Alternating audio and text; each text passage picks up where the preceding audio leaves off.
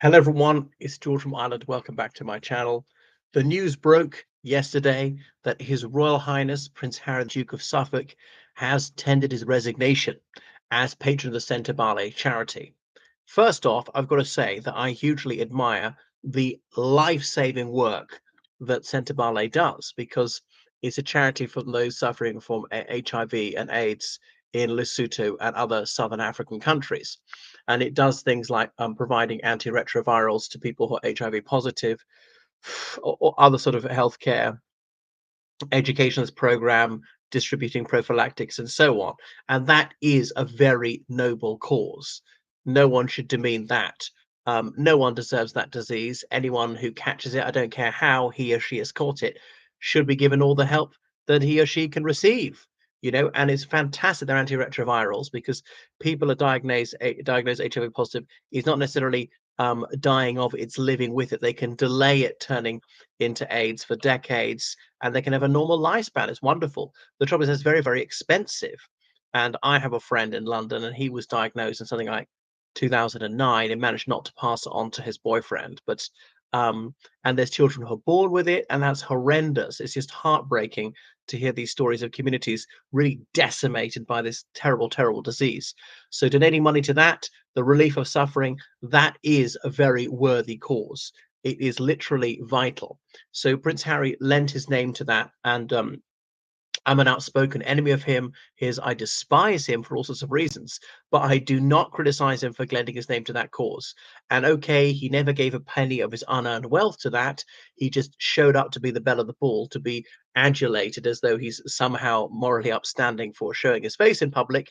But he has all this media attention, and like his late mother used to say, okay, well, let's use the focus of these photographers and put it on some urgent issue. And therefore, you can save lives or otherwise help people who are suffering very badly indeed. And that is something which is worthwhile to do. And so, whatever you think of royalty, they can shine a light on things like that. And that is a possible virtue of theirs, even if you're an anti monarchist. Um, and he teamed up with a Lesothoan prince for this. So he's been involved with this since 2006, and his co-founder was Prince Seeiso of Lesotho. In case you didn't know, so Lesotho is a tiny country which is entirely surrounded by the Republic of South Africa, but is not part of South Africa. Is one of only is it two countries in the world which is entirely surrounded by another. The only other one being the Vatican City, because even Monaco's got a coastline. This isn't. So it is not a wealthy country at all. But the chairwoman of Sentebale, Dr. Sophie Chandauka, she said that there's been an irreparable breakdown between relations her and the trustees, and she's been reported to the United Kingdom Charity Commission.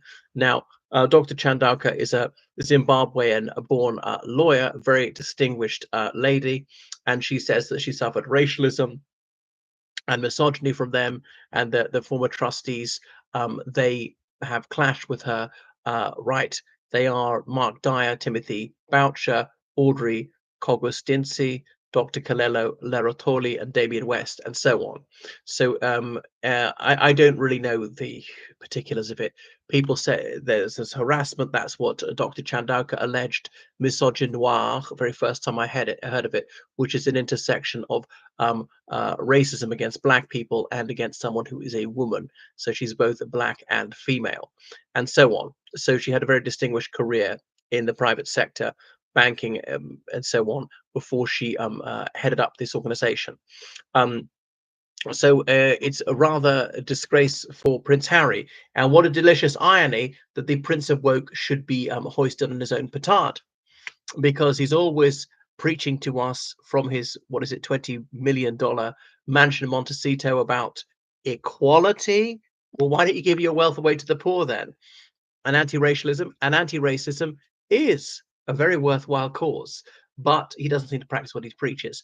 All right, he was patron. I don't know how much control he had over that minimum. Maybe he just lent his name to it and showed up for the photo opportunities. But if he's that woke, if he's that anti-sexist, then this wouldn't happen on his watch. On the other hand, is resigning even the right thing to do? Obviously, he doesn't want to countenance mistreatment of Dr. Chandauka, if that's what happened. I've no idea the substance of these allegations. They could be without foundation. But as it is, saving lives every day, particularly of children, surely he should stay there through thick and thin, do all he can to draw more attention to this what worthy cause.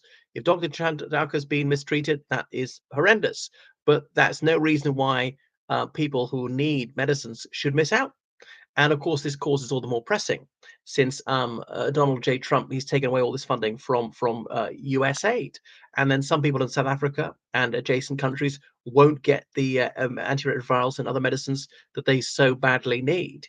So surely he should double down on this, say, well, if she's mistreated, and obviously we can't prejudge the outcome, that is shameful, but there's no reason why we should abandon people who need help so badly. So we've yet to come to the bottom of it. But yeah, it's yet another humiliation for the hypocrite prince.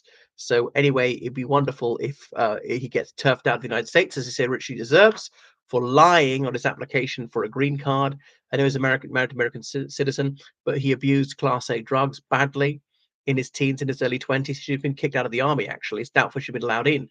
He took cannabis and cocaine on multiple occasions, as he said in his autobiography, Spare, and therefore he should not have been granted admission to the United States because obviously buying Class A drugs, possession of Class A drugs is a felony. He was a drug addict. Is he now? I don't know. But so most Americans might say they might take the risk. Incidentally, I believe I would decriminalize drugs. They're very, very bad for people, very, very foolish to take them. But I just don't think that criminalization is a solution. You know, treat it as a public health problem. Well, thank you for watching my channel. Make sure you subscribe on Patreon, PayPal, um, uh, georgecallahan7@gmail.com. Keep the donations coming. But obviously, far more important than donate to me, donate to Sentebale and any of these charities which are saving people's lives in Africa and elsewhere. Right. Thank you for watching, and toodaloo, everyone.